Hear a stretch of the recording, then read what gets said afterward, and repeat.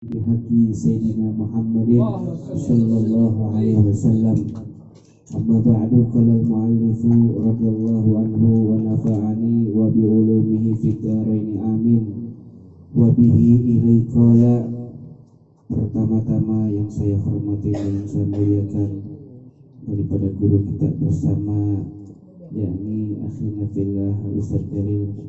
Kita doakan mudah-mudahan beliau selalu diberikan panjang umur oleh Allah, kesehatan badan jasmaninya dan rohaninya, dimudahkan rezekinya, dimudahkan urusannya, dan selalu diberikan keistiqomahan di dalam mendidik kita. Amin ya rabbal alamin. Begitu juga para hadirin, para hadirat, pemuda, pemudi, ahli majlis taklim Nurul Anwar, yang mudah-mudahan kita semua yang hadir pada malam hari ini tidaklah kita bubar daripada tempat ini kecuali Allah Subhanahu wa taala ampuni daripada segala dosa-dosa kita. Tidaklah kita bubar daripada tempat ini kecuali Allah Subhanahu wa taala kabulkan hajat dan keinginan kita. Tidaklah kita bubar daripada tempat ini kecuali Allah Subhanahu wa taala angkat penyakit yang ada di dalam diri kita, penyakit yang ada di dalam diri kedua orang tua kita, dan mudah-mudahan Allah angkat penyakitnya, Allah sembuhkan penyakitnya, Allah berikan kesembuhan yang sempurna. Amin ya rabbal alamin. Alhamdulillah, segala puja puji syukur atas Allah Subhanahu wa taala, yang Allah Subhanahu wa taala masih senantiasa mengumpulkan kita di tempat yang mulia ini, yang mudah-mudahan niat langkah duduk kita diterima oleh Allah Subhanahu wa taala. Salawat serta salam kita haturkan kepada junjungan alam Nabi besar Muhammad sallallahu alaihi wasallam, yang mudah-mudahan berkumpulnya kita pada malam hari ini kelak bisa berkumpul dengan baginda Nabi Muhammad sallallahu alaihi wasallam. Hadirinul hadir rahimakumullah. Teruslah diri kita yang namanya untuk mencari ilmu, untuk hadir di majelis yang mulia ini, kemudian beristiqomahlah. Karena apa? Karena kalau kita istiqomah, kemudian kita bisa menyatu dengan cinta yang ada di dalam hati kita, maka hidayah ataupun kita bisa meraih yang namanya hijrah itu akan bisa lebih baik lagi kita raih. Kalau sudah istiqomah kemudian ada di hati kita, hijrah pun yang terbaik, pasti akan yang namanya hidayah itu akan terasa nampak di hadapan kita ataupun terhadap diri kita. Oleh karena itu, jangan bosan-bosan untuk mengkaji, mencari ilmu. Biarpun ilmu yang kita dapatkan itu sudah dibahas, ataupun sudah mendengar, ataupun sudah kita pelajari, akan tetapi tidaklah yang namanya rugi kita untuk mengulang daripada ilmu-ilmu yang telah kita dapatkan. Semoga kita diberikan kepahaman oleh Allah Subhanahu wa taala. Amin ya rabbal alamin. Sampai di mana ya? Kemarin.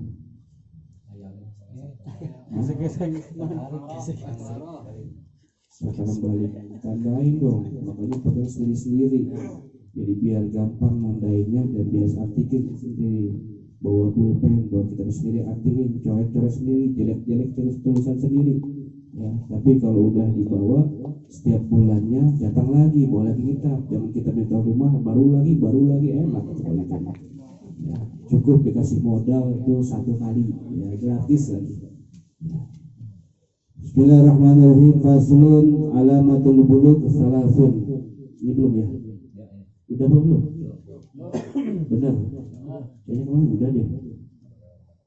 Belum? Sulus. Tanda-tanda balik itu cuma ada 3. Kayaknya udah, saya perasaan deh.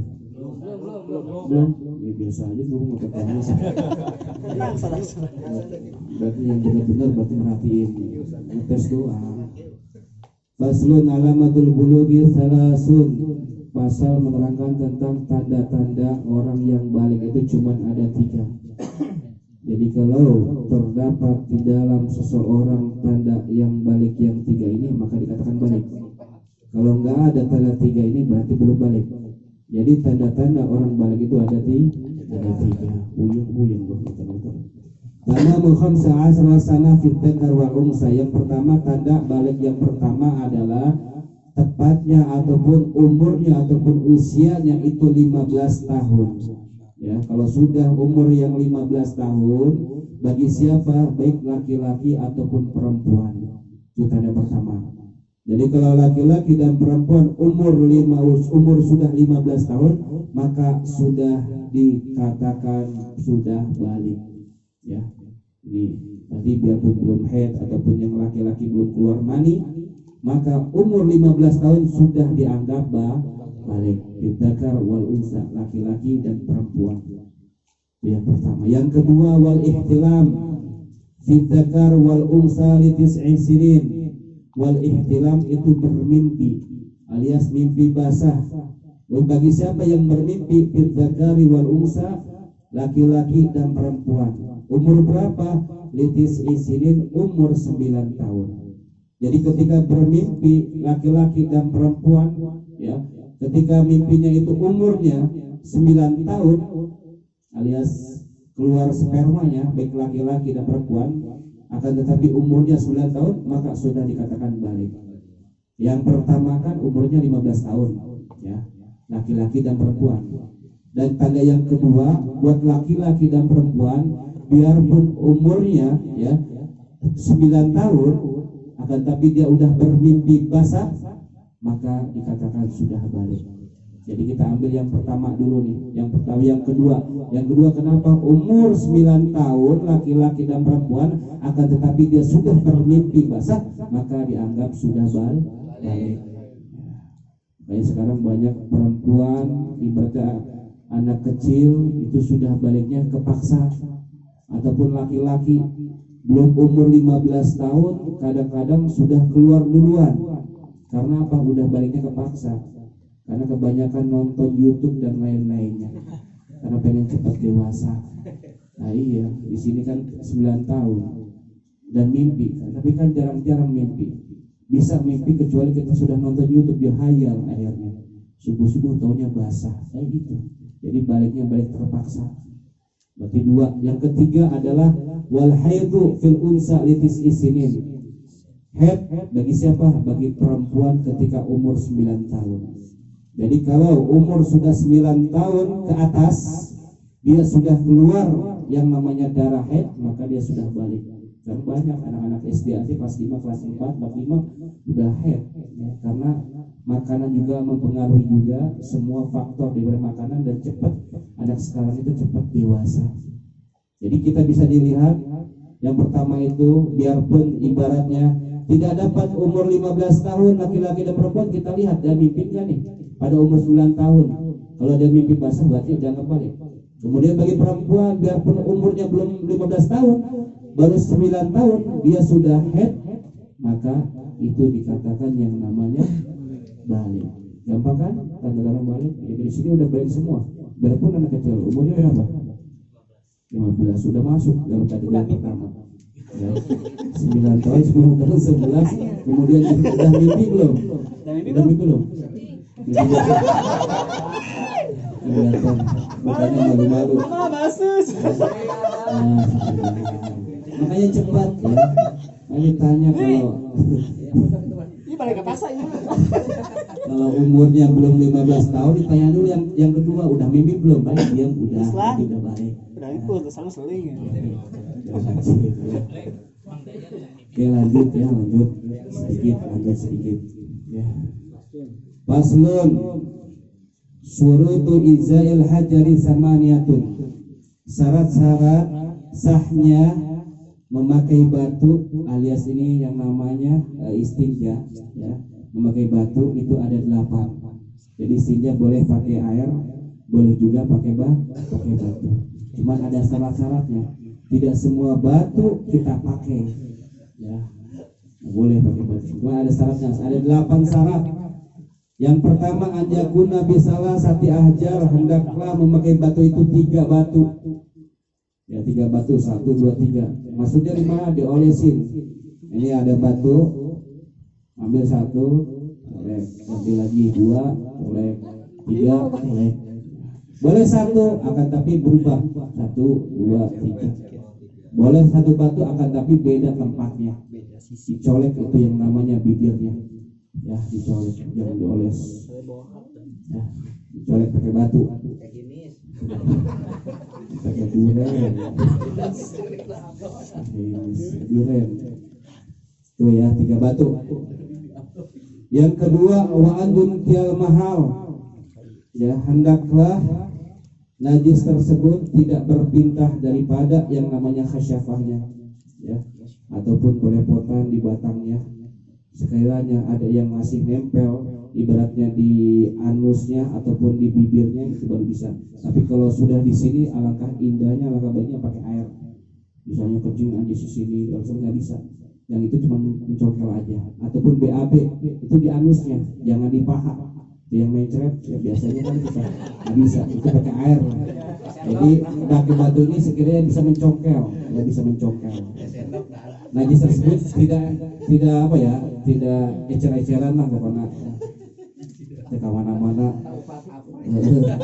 Tuh protahap untuk pindah tempat. Kubur ataupun dubur.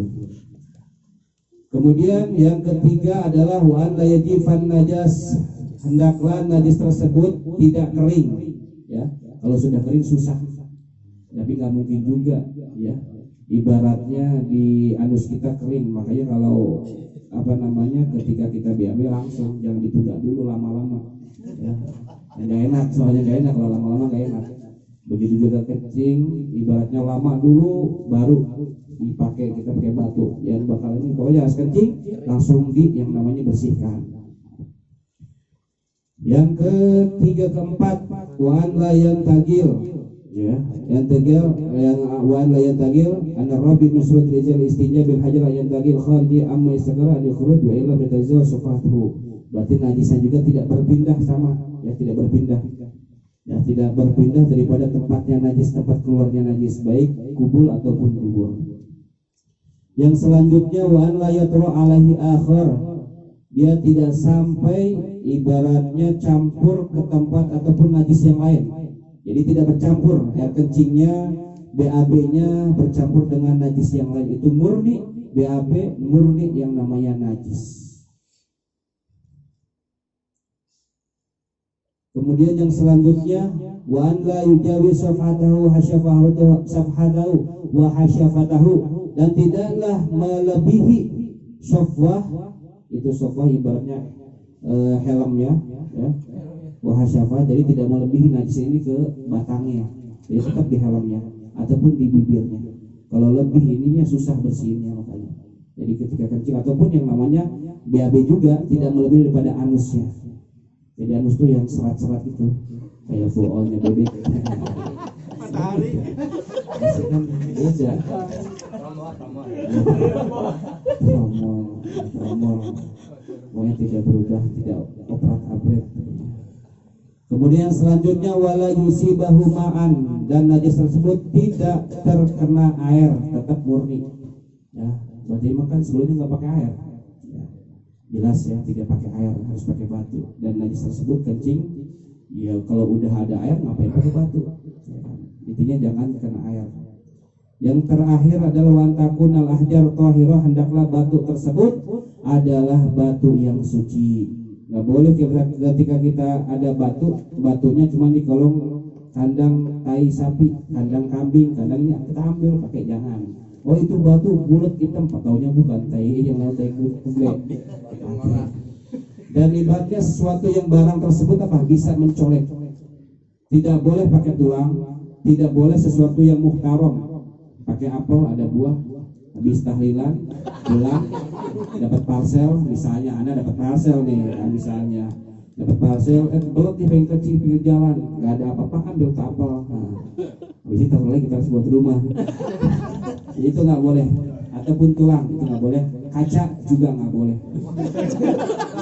Sekali nemu kaca narko beginiin, nggak boleh. Pokoknya sesuatu yang bisa mencongkel dan kasar, ya nggak boleh. Yang lainnya tulang manusia juga nggak boleh. Oh sesuatu yang kasar itu bisa. Tisu bisa, sebagian ulama membolehkan kita beristinja dengan tisu. Di sebagian kitab kita boleh istinja itu pakai air dan sama batu dan tisu. Sebagian ada. Sekarang dia mencoba mencongkel karena serat ini juga bisa membersihkan. Tapi kalau kertas enggak, kertas agak licin.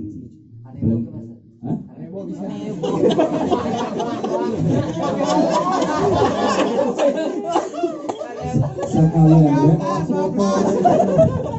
Kan dia mau pikir banget. Ini pakai ampas.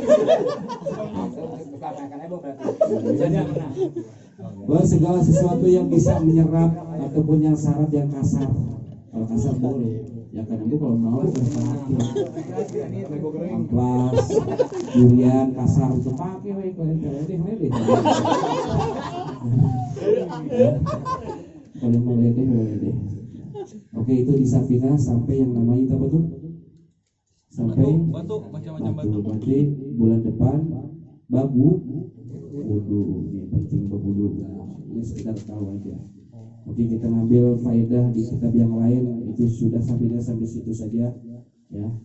Kemarin di kitab ini tentang air natural, tentang siwak. Nah, tahu siwak gak? Ini siwak tuh kayak ini muli dah. Makanya setiap ngajar siwak karena pasti kudu ayat. Karena membuktikan. Jadi bab siwak, ajarkan siwak. Ya. Cuman bingung lah bab junub kumaha ya. Iya, bab junub. Babu siwak, babnya siwak. Wa yadluk ali babul khisal fitrah ayat kau sama babu siwak karena model kalam wahya. As-siwak lugatan adalah ibaratnya memijit. Adapun yang namanya menurut syariat dalatul asna memijit memutar-mutar daripada gigi di sekitarnya. Jadi putar-putar nih. Dan siwak ini banyak macam-macamnya. Kayunya, nggak pasti siwak ini juga yang paling abdul ada kayu arok. Misalnya nggak ada kayu arok pakai batang apa juga boleh. Ataupun teman kita tangannya karadak bisa dipakai. Yang penting segala sesuatu yang kasar. Ya, misalnya lagi sholat, boleh tangan lu kasar gitu. Bisa, nggak apa-apa. Yang penting sesuatu yang kasar. Jadi segala sesuatu yang kasar kita bisa pakai siwak. Ada caranya gimana. Jadi kenapa sih sababnya? Dulu ketika perang, para sahabat melawan daripada orang-orang Yahudi. Para sahabat disuruh Rasulullah, wahai sahabatku, sekarang kau ambil ranting-ranting yang ada di pohonan tersebut, kemudian kau potong-potong sesibrit itu sejengkal. Kemudian apa ya Rasulullah? Kemudian dipakai di siwak. Dipakai begini semua prajurit ratusan orang dipakai begini. Nah si orang-orang Yahudi lihat, buset itu kayu aja dimakan apalagi gua mati loh. Itu apa? Dengan memakai siwak tersebut mereka orang-orang Yahudi gemetar hatinya, takutnya kenapa? Ranting bambu aja dimakan apalagi daging kayak gini habis tuh kan gitu. Jadi alasannya itu. Jadi faedahnya bisa orang itu yang namanya takut daripada orang musuh. Kalau kita lidah kita pelat kemudian susah nggak lancar pakai siwak. Ya itu yang kita ada faedah-faedahnya daripada siwak nih. Fadlu siwak, keutamaan siwak fil hadis dari Nabi sallallahu alaihi wasallam qala laula ana suqa ala ummati la amartu bi siwak inda kulli shalah. Kalaulah bukan memberatkan daripada umatku, maka kata Nabi aku perintahkan setiap sholat itu pakai siwak. Berat kayaknya. Makanya hukumnya sunnah. Kadang-kadang bisa sunnah, bisa wajib, bisa haram. Nih pakai siwak. Saat kita jelaskan. Ya. Kemudian waqala kadzalika as-siwak madharatun lil fam maradatil rabb mahalul basar. As-siwak itu bisa membersihkan daripada mulut dan mendapatkan ridhonya Allah Subhanahu wa taala dan menguatkan daripada mata. Wa qala aidan rak'atani bisiwakin khairun min 70 rak'ah bi ghairi siwak. Siapa orang yang salat pakai siwak itu lebih baik ya sekali 1 rakaat, 2 rakaat pakai siwak itu lebih baik. Salat ibadat lebih baik 70 rakaat tanpa siwak. Kita cuma 2 rakaat doang pakai siwak itu mendandingi pahalanya daripada orang yang salat 70 rakaat tanpa siwak. Jadi paling masya Allah berkat cuma segini doang pakai siwak ya. Begini doang tapi pahalanya sangat besar. Fawaidu siwak, adapun faidah siwak nih. Ya, faidah siwak faidahnya annahu yazidu fil fasaha fil wal aqli wal hifd. Sesungguhnya bisa menambahkan kefasihan akal kemudian hafalan. Kalau akal kita agak susah pakai siwak. Kalau hafalan kita agak lemah juga pakai siwak. Wa yahuddul basar, kemudian bisa menajamkan mata. Wa yusahhilun naza, dan memudahkan ketika kita sakratul maut. Jadi kalau ada orang yang susah keluar ruhnya pakai siwak. Karena apa? Karena ketika Nabi Muhammad SAW ketika sakratul maut menyuruh daripada Sayyidah Fatimah untuk apa? Mengambil daripada siwak. Wahai Fatimah, tolong ambilkan siwak maka beliau pakai. Itu memudahkan daripada sakaratul maut.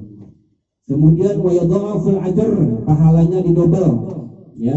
Wa yatbi'u sayf, memperlambat uban. Nah, yang udah tua pakai ini nih, siwak. Ubannya biar kagak dipakai maksud saya. Dipakai gosok. Cuma banyak kutubnya kalau gosok mah. Jadi apa? Memperlambat daripada uban. Wa yutayyibu raihatal fam, mewangikan daripada mulut, ya. Jadi hukum siwak nih, yang pertama hukumnya wajib. Wah, siwak wajib repot. Kapan wajib hukumnya siwak? Ketika rihun qiraatus shalah Jumat, ketika kita sholat Jumat, ya, ketika kita sholat Jumat, sebelum sholat Jumat kita sudah makan jengkol, kemudian kita mau sholat Jumat pas itu bau, maka hukum pakai siwak hukumnya wajib. Wajib, karena bau jengkolnya mengganggu saudara kita sebelahnya, ya, itu maka hukumnya wajib. Makanya jangan makan jengkol, ataupun yang namanya ngegayem yang namanya kayu pedal, bawang putih, ya,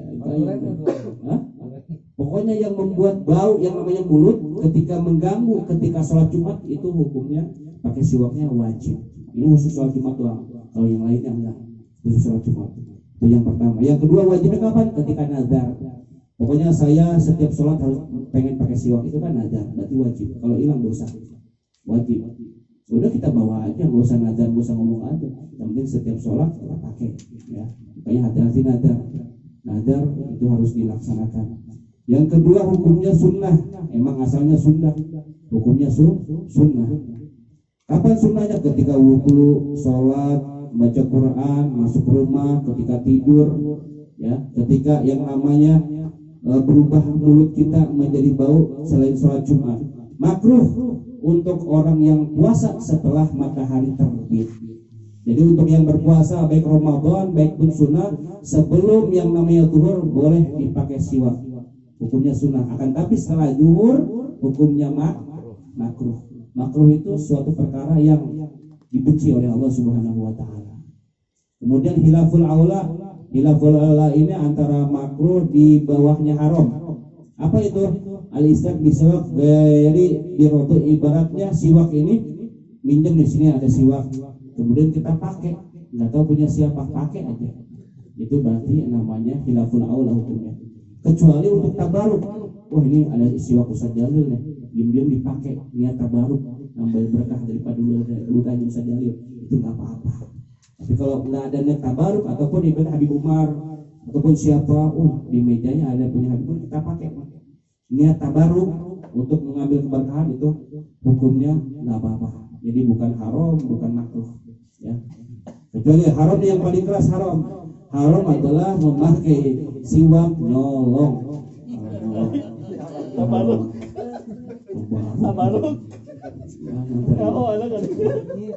Itu hukumnya. Cara makainya gimana? Cara makainya siwaknya begini. Siwaknya begini, jadi 3 jari di atas, yang kelingking sama jempol di bawah, ya. Dan tidak boleh kurang dari 4 jari. Kalau kurang dari 4 jari hukumnya makruh, jadi harus lebih, ya. Kalau cuma sedikit, kadang-kadang orang tua dulu segini, udah segini mau dipakai lagi, ya kan? Diikat cuma tasbih gini-gini aja. Padahal ada aturan-aturannya. Ini pakainya begini, Nabi mengajarkan begini. Mulainya dari mana? Ada yang mengatakan ulama dari atas 3 kali, bawah 3 kali. Ada juga yang angkat 8. Itu macam-macam. Kemudian setelah itu lidahnya begini. Hah? Apa? Kalau nggak ada giginya, repot loh kali itu. Masa mungkin nggak ada gigi semuanya? Pasti ada lah. Kalau nggak ada ya pura-pura aja. Ya itu daripada yang namanya kesiwak. Akan tapi harus kita niatkan. Ya Allah ya Rabb, saya niat an istiaka sunatillahi ta'ala. Saya niat bersiwak. Kalau kita pakai siwak nggak niat, cuma nggak dapat. Pakai baju ataupun pakai rida, ketika nggak ada siwak boleh. Pakai baju misalnya kerah baju, saya niat bersiwak, dapat pahala, dapat sunnahnya siwak, dapat keutamaan daripada siwak. Jadi siwak ini segala sesuatu yang kasar boleh dipakai. Yang paling amplas apa namanya yang paling bagus adalah kayu arok. Wallahu a'lam bishawab. Silakan ada yang tanya. Banyak Ustaz. Kan kalau misalnya penyimpanannya gimana Ustaz? Kan misalnya habis dari ini nanti disimpan. Nah di sini bau dong. Sidul lu. Enggak misalnya mau sholat gitu kan. Ya enggak apa-apa. Segala sesuatu kalau yang bukan najis baru kan kamu yang udah najis di sini. Kalau udah najis berarti ada juga najis yang diulasmu di sini. Jadi enggak ngaruh. Asal jangan seni aja. Oh, iya. Mau jigong ke nempel di sini enggak apa-apa taruh sini terus. Enggak ngaruh. Enggak batal kasar dan lainnya tetap aja. Ruslan. Lagi? Kalau yang tadi Alek itu ciri apa saat ciri ya? Tanda. Iya. Iya, ciri. Artinya enggak tiga itu enggak harus semua tiga. Enggak semua ada tiga, kadang-kadang ada satu. Di antara salah satu yang tiga ini. Kalau salah satu masuk berarti udah. Iya. Misalnya umurnya belum 15 tahun, tapi sudah 9 tahun dia sudah mimpi balik. Jadi ngikut yang ketiga disebut ciri tandanya. Jadi nggak semua harus 7 tahun. 7 tahun sudah mimpi. Dari pusat ke bawah 7 tahun. Pusat ke atas mau 70. Lewat balik. Ya Allah alam. Mudah-mudahan yang sedikit ini berkah buat kita semua. Semoga kita bisa mengamalkan.